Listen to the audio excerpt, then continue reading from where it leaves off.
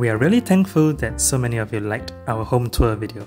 So we wanted to talk about exactly what we did for our renovation and how much everything cost. We hope this will be useful for those of you who are looking to budget for your own renovation. We'll also be sprinkling some cost comparisons and tips along the way.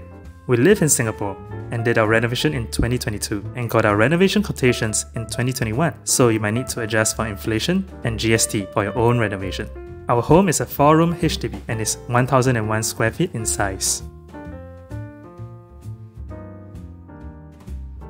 Since we wanted to retile our floors, the old skirting needed to be removed. This cost us $450 for the whole house, $600 to remove all existing kitchen cabinets and cement plinths, $300 to remove all sanitary wares in the bathrooms. This includes shower fittings, toilets, sinks, and other accessories, $250 to hack a portion of the floor at our entryway.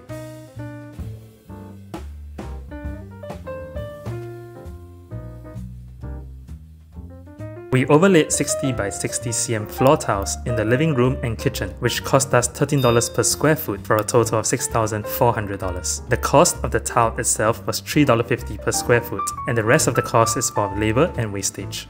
If you choose really tiny tiles, then you'll probably spend more on labor cost, and if you choose large format tiles, you'll probably spend more on wastage. We also overlaid tiles in our bathrooms, which cost us $1,200 for floor tiles. The wall tiles cost us $14 per square foot for a total of $6,600.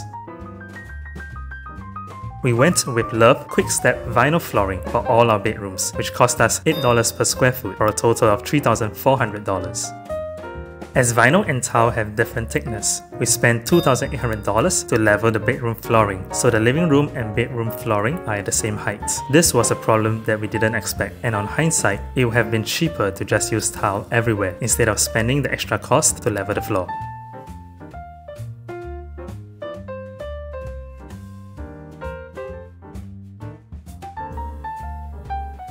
The niche with shelves in our master bathroom cost us $750 and the latch in the common bathroom cost us $350. We decided to extend the existing latch in the bathrooms to sit slightly higher to be more economic.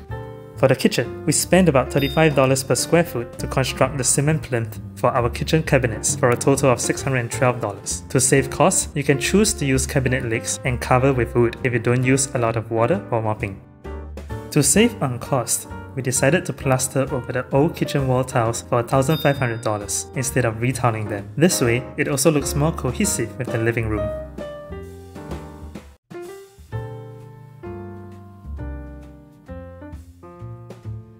It cost us a total of $3,000 to add a false ceiling to the whole house except for the bathrooms. It cost us around $900 to add pelmets for the curtains and aircons. Boxing up the aircon trunking cost $580.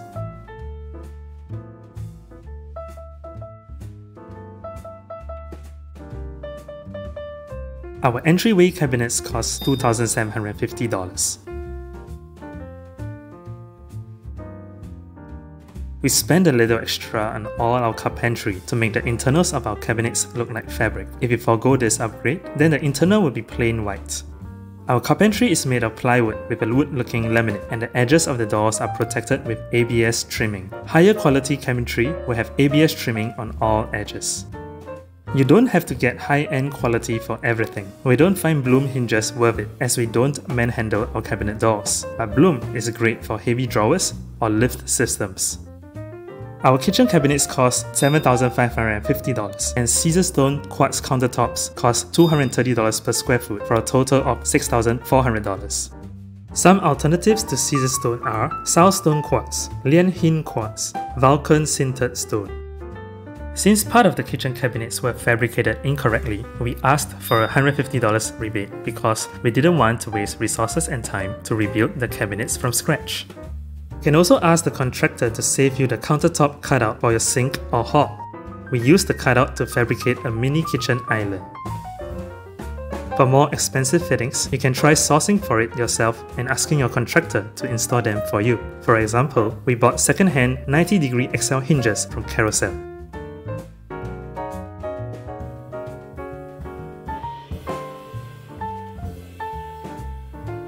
Our master bedroom wardrobe cost $3,600. Our custom vanity cabinet in our master bathroom costs $350. We saved a bit of money by buying a cheap integrated sink instead of using a quartz countertop.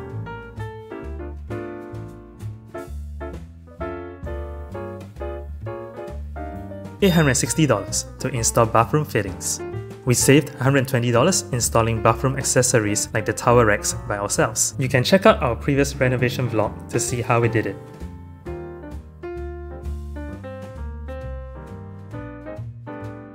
We spent about $5,500 on electrical works, which is quite extensive.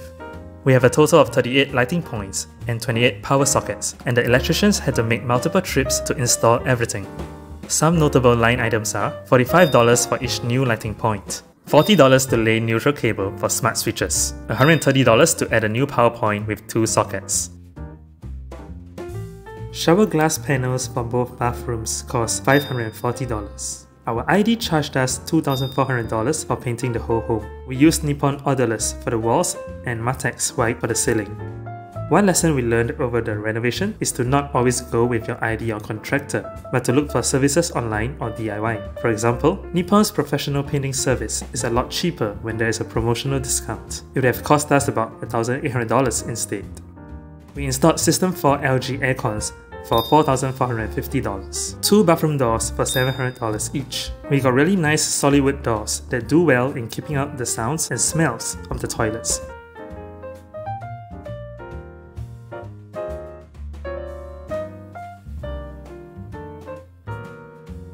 Find a reputable contractor or ID. You can save a lot of time and money by going with a reputable contractor or interior designer. You can use sites like Hometrust to look up reviews from other homeowners. Hometrust is Singapore's leading interior design platform with a growing community of homeowners offering authentic reviews. We personally use Hometrust to look up reviews before we decided on our ID. One tip is to also look at the name of the designer with good reviews. While you want to choose a firm that is good, you also want to choose a designer that has done good work before, especially with the management of a project.